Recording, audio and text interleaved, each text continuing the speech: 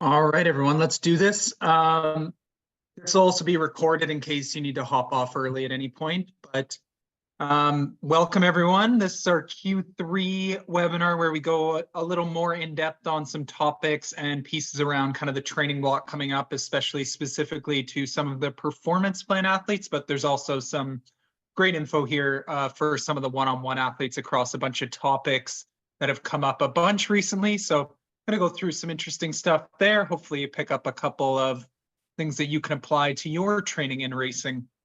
Good job over the last little while. Added a couple more to our trophy case here with a 4th in Tremblant, a win in Muskoka for the club. So awesome job to everybody who contributed there, and plenty of big races still to come this year where hopefully we can rack up some more as a club and continue to push to be one of Canada's top clubs. I think we were 2nd or 3rd in the Ironman Tri-Club standings last year, so it'd be great to get up there again. Always tough to battle against Bart coaching. They're a strong one out of Quebec, so we'll do our best. We'll get there eventually. They've been around for a long time. All right, let's get into it. So first off, what do we have over this Q3? So Q3 kind of covers July through September. So we got lots of exciting stuff coming up from racing and training stuff. So first off, we have Lake Placid in Ohio this weekend. So a bunch of people racing there. And then we have our big LP 200K gravel ride on the G2G trail. So if you have a gravel bike, try and come join that one. It'll be a pretty leisurely pace on it. So all ability levels welcome on that one. So that's Saturday, August 3rd. It just has a stick. And then within August, we're also going to add in a training day at Lakeside. So that's going to be good for some of the people who live out in near London and stuff like that to be able to come there. We'll probably do a swim and maybe a bigger bike with a brick run off it that day, and then a chance to work on some of those open water skills and get some tips and stuff on that front. And then we also have Ironman Canada after that, and then Lakeside Triathlon, which is a popular one for a lot of people. Might get skipped by some this year because there's a lot of our members who are doing Barrelman and Michigan, which is the September 15th weekend. I tossed a discount code to Barrelman in the group earlier this week. So if you are debating that, I think it's good till like early September for you to use that code to get a bit off your entry fee there. And then if there's any people who are looking to join a relay team for that, I know we've had a lot of people interested in that. You can hop on that Excel document. It's in the weekly PDF every single week, the LP race calendar. And on the triathlon page, there's a spot where you could sign up for the relay. And then once we get teams together, we can solidify registrations a little more. I'll let the relay teams sort of handle that themselves, but once you start to get a crew together, I'd definitely recommend registering for that. So you could do one discipline or two throughout that. So you could always do like just one of them, or like you could be the swim biker and have a runner do the last bit. So lots of options there to get involved in a fun event there. But that's kind of the main events. I wanted to post it up in the start of the week here. We have 2 new one-on-one coaches joining the ranks here, Jameson and Tyler, who have been part of LP pretty much since day one, LP Endurance. And these guys have definitely lived the LP values and have really improved. They love the community aspect, love to learn, love to help people out. So if you are interested in working with them, you can message them directly or message myself or Adam and Michelle, and we can always set up an initial chat with them to see if you are interested in some one-on-one with these awesome guys here. So I just wanted to give those guys a shout out. Looking forward to having them along and contributing lots of awesome content and ideas to continue to improve the experience for all of you. All right, so let's talk about what kind of our focus is for Q3 here. So it's a bit of an interesting section in that a lot of people are either kind of triathletes are in their race season now or might have something coming up in the fall. And then a lot of the runners are going to start to tune up for fall races. So this might be considered a bit more of a build season for them. So we always put these slides in because I think it's so important, especially for some of our newer members coming in, and even like just good reminders for all of us that the training is more than just getting out the door and hammering. There's so many more aspects to it to keep us injury-free and improving. So first of all, from the training side, our like structured, progressive, actual endurance training in there, not overdoing it, finding a amount that we can do within the confines of our everyday life, combined with that strength training in there. And then nutrition, recovery, and the mental side of things are also super important in these sections as well, in terms of being a well-rounded athlete. If you miss any of these sections, it's just like you're doing this work and sending signals out, and you're maybe only getting 60% of the way there, where if you were eating better, eating before your workouts, eating during those longer workouts, getting good recovery in from both nutrition and sleep, managing stress wherever you could in your life, sections like that just all add up to becoming a happier, well-rounded athlete who's continuing to improve for many years to come. And then we always like to throw in this stress bucket analogy just to show you that, like, there's so many different things. You can't have endurance as this you can't separate it from the rest of your life. It all has to work together, and they all play within one another. We've all had these days where you've had a stressful day at work and you have this key workout that you've left till the end of the day, and then you just get there and you have no mental capacity left, and you just struggle through this workout and need to drop some intervals or dial the paces way back. So you just got to remember, like, pieces around just staying hydrated during the day, eating enough, the stress in life, it all plays in with your fitness. And then you just got to be willing to adjust your training around that. You can't butt them together, or something's got to give. And what happens there is that overflow of the bucket, which is injury, or you're going to stagnate on your training, or you just start to resent doing it, or you get sick.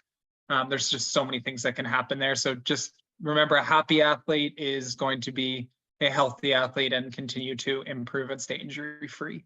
So we also have some tips to reduce there as well. So moving on, I got a couple topics here that I've seen come up a lot with people recently. There's 4 kind of slides I have coming up across a varying range of topics.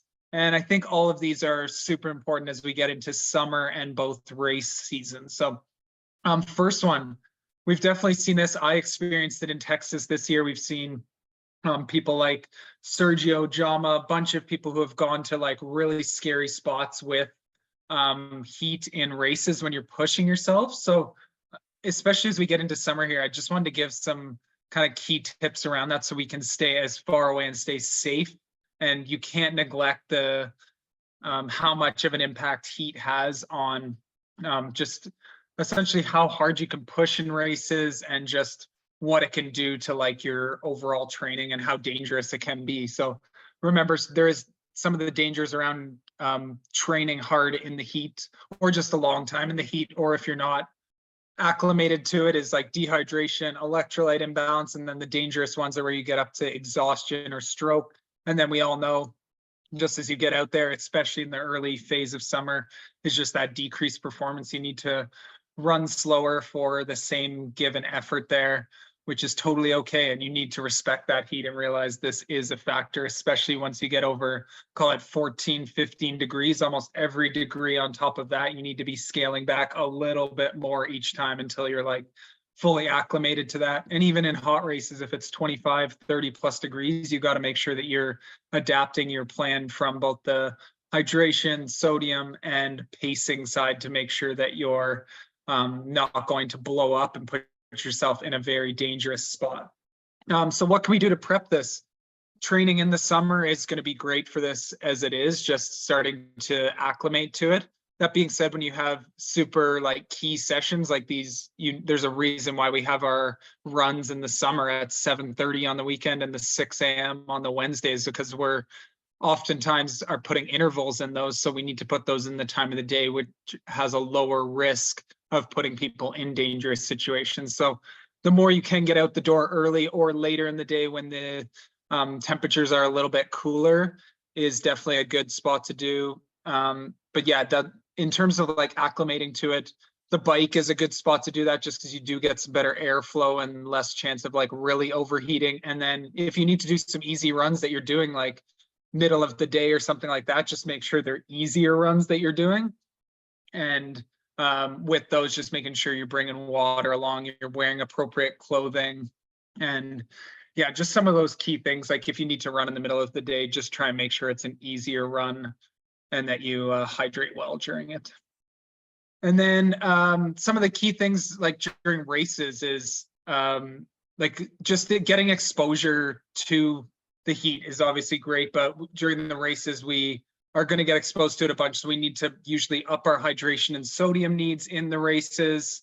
And then also adjusting our paces during races as well as workouts, and just really listening to your body. If that means you need to take a walk break to help you drop a couple degrees or just cool yourself a little bit, that is worth it, versus just, especially in the heat, trying to keep pushing the limit, turn the dial. And then that's where you get yourself in dangerous situations. So if you need to in the summer, it's better to take a quick pause, maybe go grab some shade, grab a cool drink, cool yourself off, take a little reset and continue on, than trying to just continue to push until you get yourself into a dangerous situation.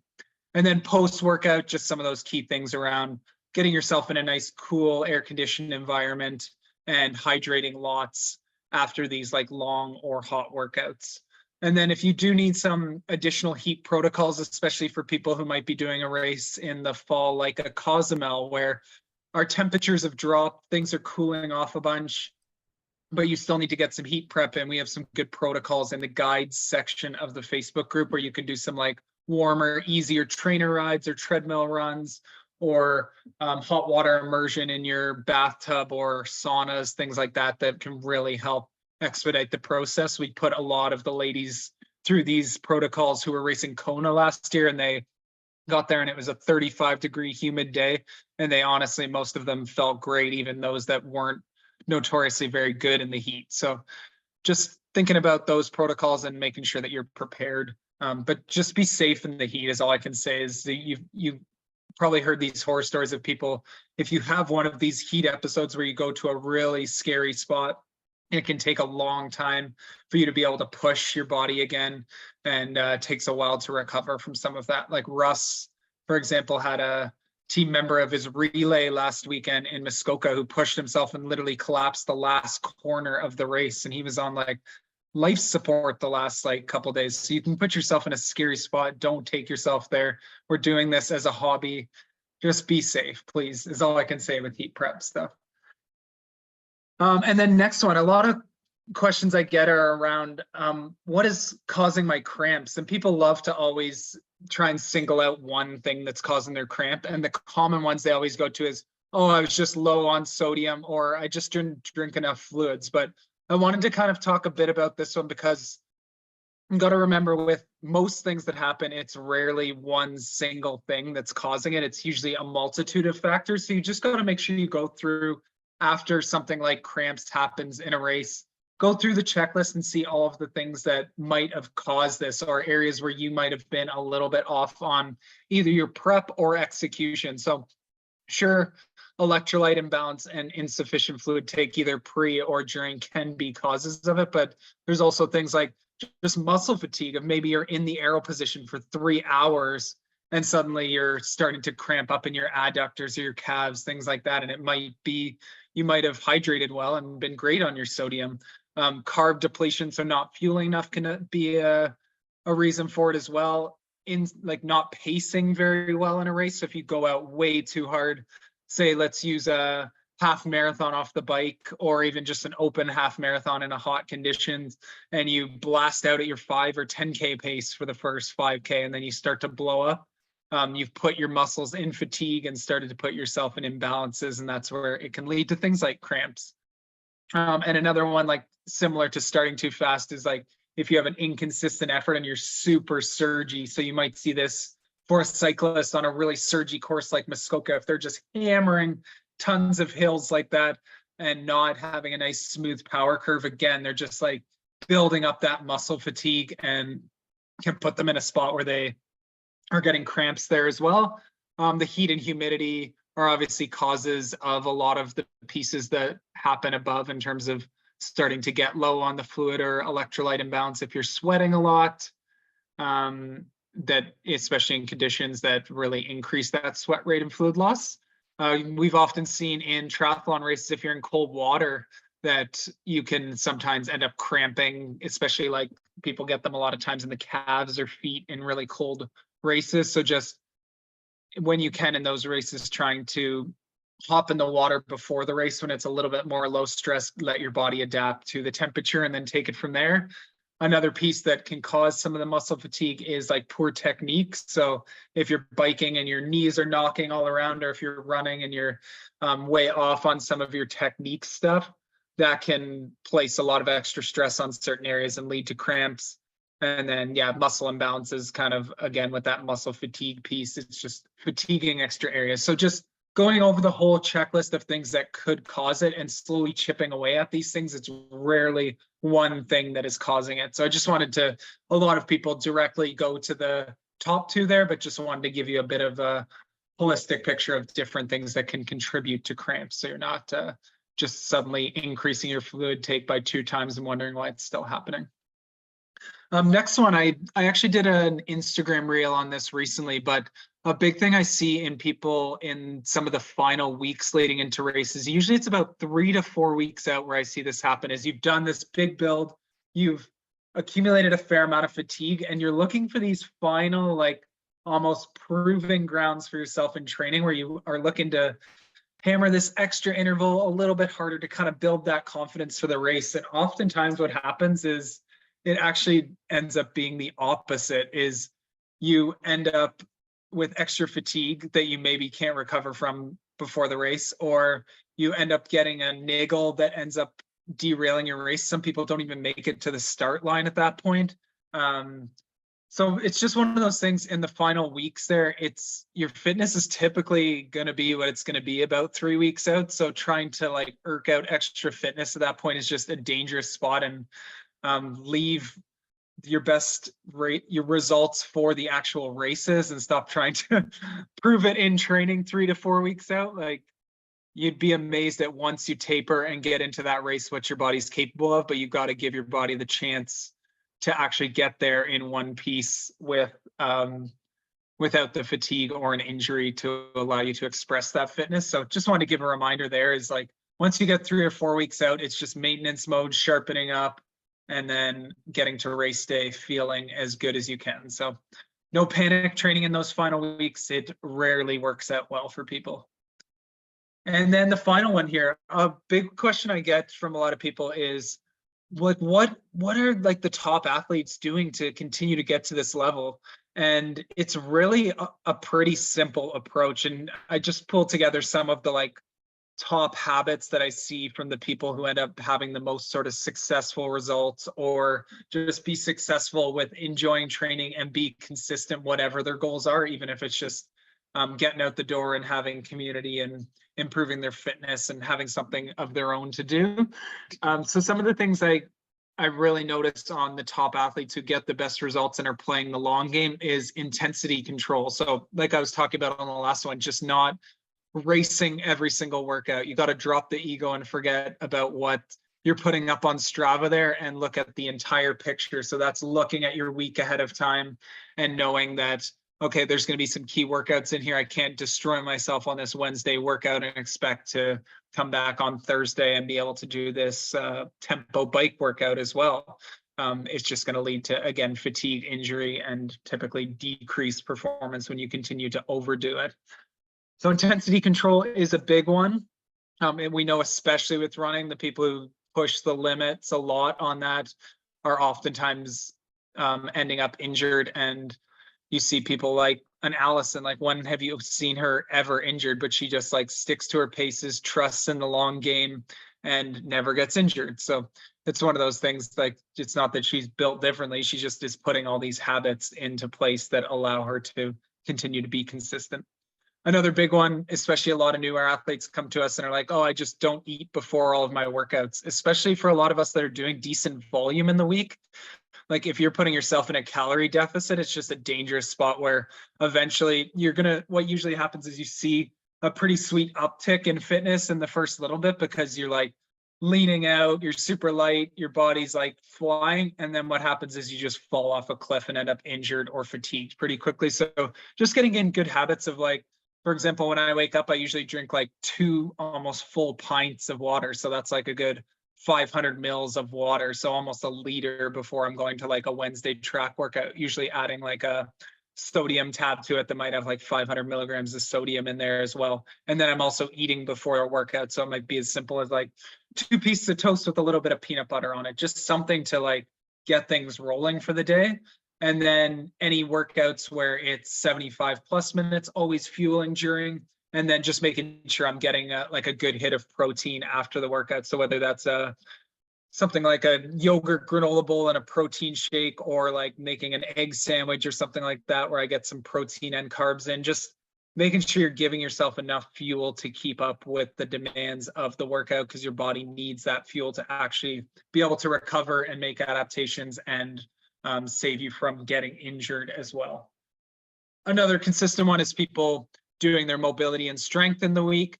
Another one after that is just consistent sleep of 7 to 9 hours a week. Like you can say, yeah, I'm somebody that only needs 5 to 6, but when you look at the studies, they're pretty crazy in terms of like the athletes that get 7 to 9 a night are just like so much more injury resilient and get such better results. Another one is positive mindset of just believing the glass is like half full out there. You might have a bad workout, but you pick yourself up, forget about it, move along to the next day, and continue to just stay as positive as possible. And that's where like the community aspect can come in big time, is like when you're struggling with something, don't be afraid to send a coach a message or drop something in the group chat if you're struggling with something and you got tons of people who want to give you a positive way to be able to get through some of these struggles that you're going through. So the positive mindset's a big one. Time management. I was just talking about that in terms of like our summer workouts, is if you, like I say with the people who get results, is show me your calendar and I'll show you like somebody who's getting good results. Is they like typically, if they care enough about the fitness side of things, is they're blocking it in their calendar and not letting their day dictate when they're going to get in. Like things are going to happen obviously with work commitments, family commitments. I'm not oblivious to that, but as much as you can protect these in your calendar and plan out your week of workouts ahead of time, of where you're going to be able to place those workouts where you're going to have the most capacity and control of your day. So usually that's going to be early morning for most, where you have the most capacity. Your battery has just been refueled from a good night's sleep, and you're going to get the best out of your workouts in those, versus when you have a crazy day with family and work, and then you're trying to do that at the end of the day, your quality is just going to get zapped. And then adaptability. This is a huge one, is you can make whatever plan you want, but you got to be able to adapt it. If you have like a little run niggle, is not running through that, sub in a swim or a bike that day. So just like being able to deviate from the plan and realize those moments where it's worth dropping a run or scaling something back to make sure you don't dig yourself an injury or fatigue hole. So that's a key one, is they're not, the best athletes are not stuck to the one plan. They come up with a good skeleton of things, but are willing to adapt on the day-to-day to make sure that they're staying on the tracks and not knocking themselves off where they're going to be out for a bunch of weeks in a row. So those are just some ones I wanted to hit on that I've been noticing or getting a lot of questions on with some of the athletes. So in this next section, so runners, a lot of you are going to be targeting some of those fall races here. So you've probably gone through a bit of a reset maybe after some of those spring races, and you can tell we started to touch a little bit on some of that top end stuff again to work on a little bit of that. But what we're going to focus on over the next bit is starting to build mileage over the next couple weeks, so that for some people that might be adding an additional run in the week, or just if they're doing their 3 runs a week and that's what they have time for, starting to slowly scale that up. So for a lot of you, if you're a newer runner there, or even if you're have been with the club for a while, make sure you have already grabbed one of those mileage guides from the guides section of the Facebook group. Map one out and don't be afraid to send one over my way. I can always give you a quick review and let you know if I see any potential areas of risk in there, or areas where you could maybe scale things up a little bit. So make sure you do have a mileage plan that you're pairing with the Training Peaks workouts. The Training Peaks workouts will give you the guide for the runs in terms of the intent and the intensity, but you need to pair that with a mileage plan if you're on the performance plan there. And then this is a good time to start in your long runs, practicing that nutrition and fueling, whether it's before, knowing what is going to work for your gut for running and how long out you need to practice that. And then also picking some key runs, some longer runs where you work on your actual either nutrition and fueling and hydration totals, or actually using the stuff you're going to use in the race.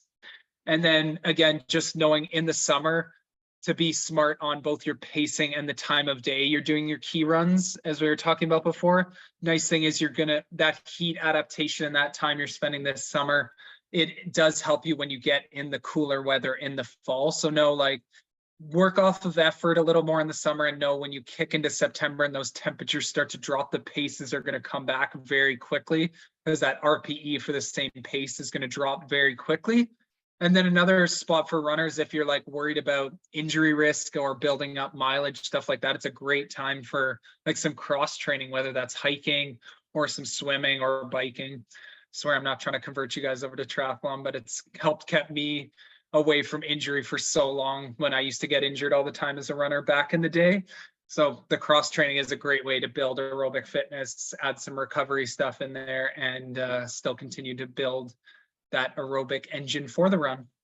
And then for the triathletes, we're gonna, again, August is a great month to be able to boost up our volume in there as well. I still have May in there, that's wrong in there. We'll level things off probably more like late August, early September, as we start to get into some of those key races like Barrowman or Michigan.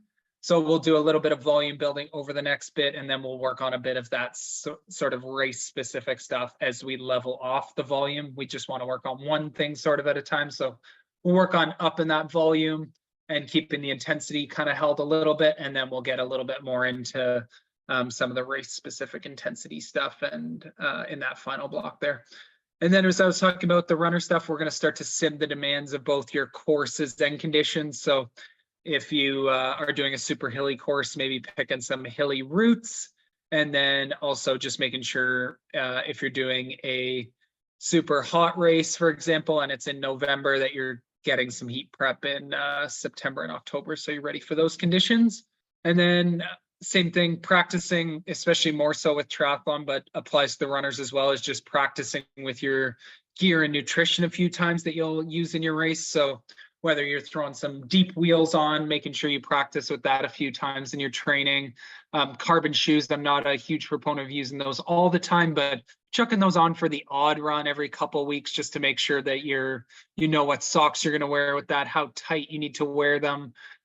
If you're going to run into any problems with them, you want to make sure you've tried these shoes a couple times, mostly on shorter runs, just because they're not built to do tons and tons of distance stuff. So just good to test them out on maybe some shorter runs, like a run off the bike or a shorter, easier run could be a good option there, with a couple pickups where you can kind of feel how it feels at your race pace. So our rule is always nothing new on race day. So that's a key aspect to just remind you guys of there in that section.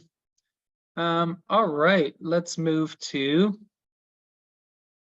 group workouts. Group workouts are pretty much staying the same over the summer. We still have our Thursday night and Saturday morning rides. We might look to add a Monday gravel ride, easy ride in the next bit for those interested. And then when I'm back in August, I might also look to add a Friday sort of morning run for some of those ones where I throw in some of the hill repeats or just some easy like trail runs for us. So I might add that in for some of the Fridays, but we'll stick with our usual Wednesday 6 a.m. at the track, and then Sunday 7:30 a.m. trying to beat the heat on some of that. Swims, definitely recommend joining a masters group. We're going to try and do a lakeside open water day in August, so if you can make it out to that, a good chance to get some open water skills in there.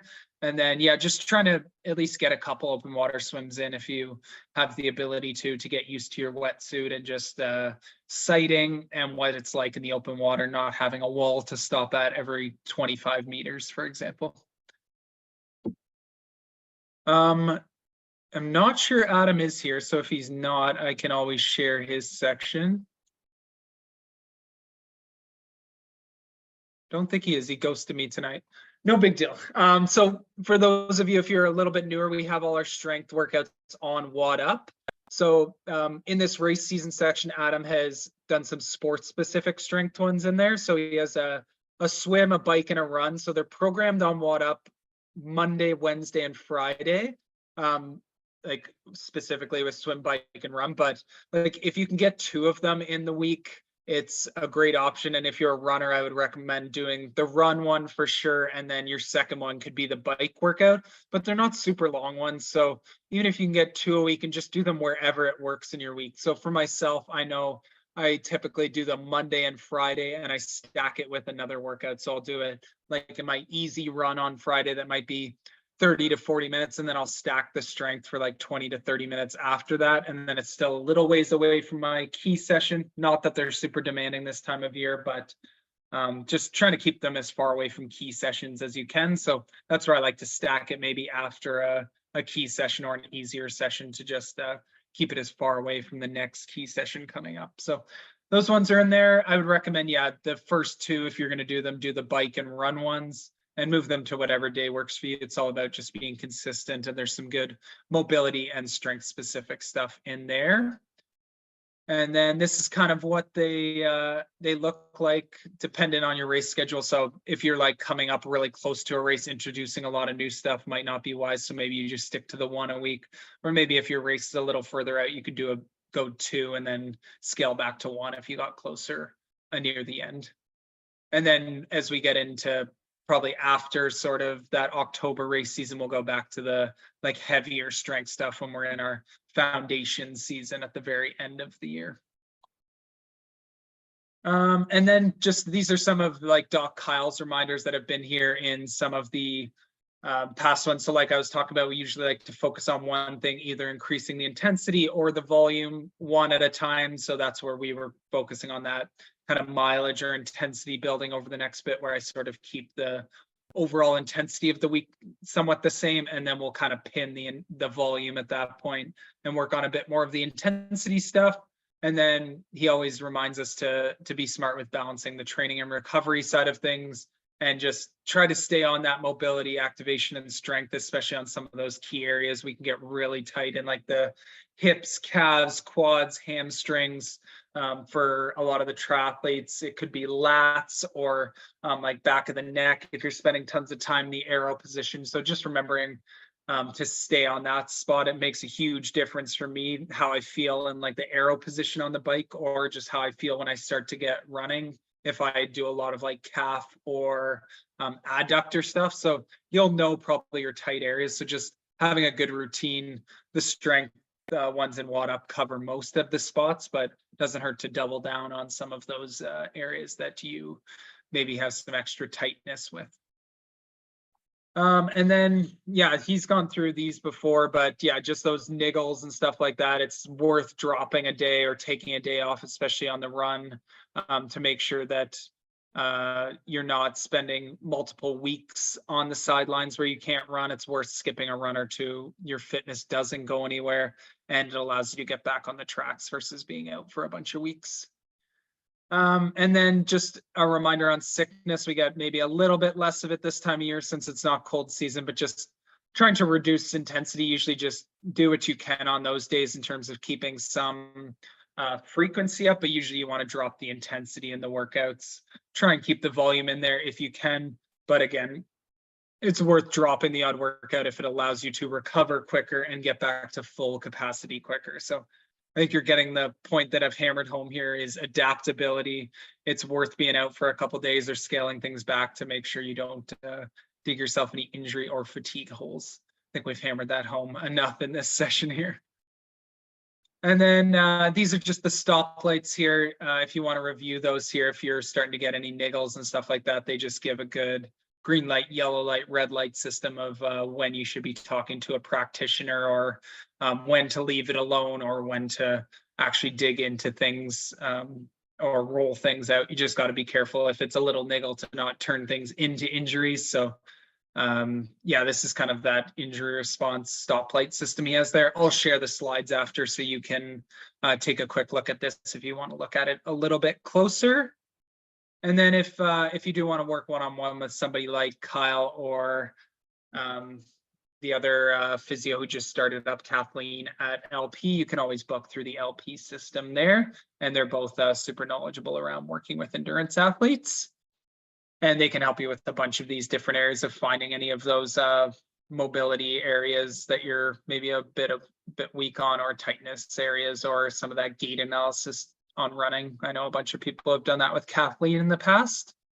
And then just on the final nutrition front, Blueprint Nutrition, our nutrition partner here, they have a bunch of people have worked one-on-one with them if they want stuff beyond what we have in terms of the resources in the guide section. There's some great webinars in there that Kara has done for us in the past that are all in there. So they might cover off a lot of your questions in there. And there's a bunch of sample hydration and fueling plans in there as well.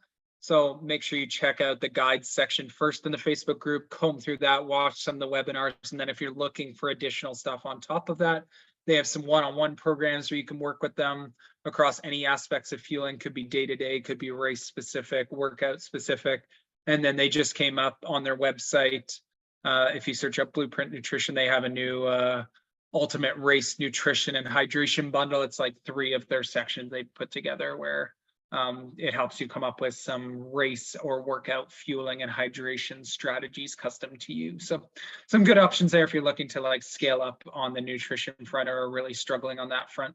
You can always send me some of the questions. I put together a bunch of that main guide in there from info from them and just my experience working with tons of athletes. So I can help you with a lot of the base stuff. And then if it's out of my wheelhouse, then I'll definitely recommend that you talk to Kara. You can always book like some quick initial like 15-minute calls with them and see if tell them about your situation. And then if it makes sense, join one of their programs as well. Cool. That's all we got on this one for tonight. Any specific questions people had on any of the stuff we presented or anything beyond that while we're here? Let's see one question in the chat here.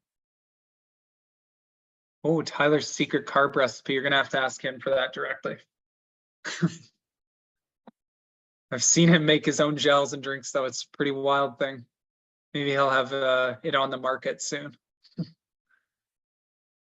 All right, let's end it there. Thanks for tuning in, everyone. And we will see you at a group workout or another webinar coming up. But please, any questions you got, you can always send me a message on Facebook Messenger or mark@lpfit.ca. Always happy to help. Have a good night and happy training.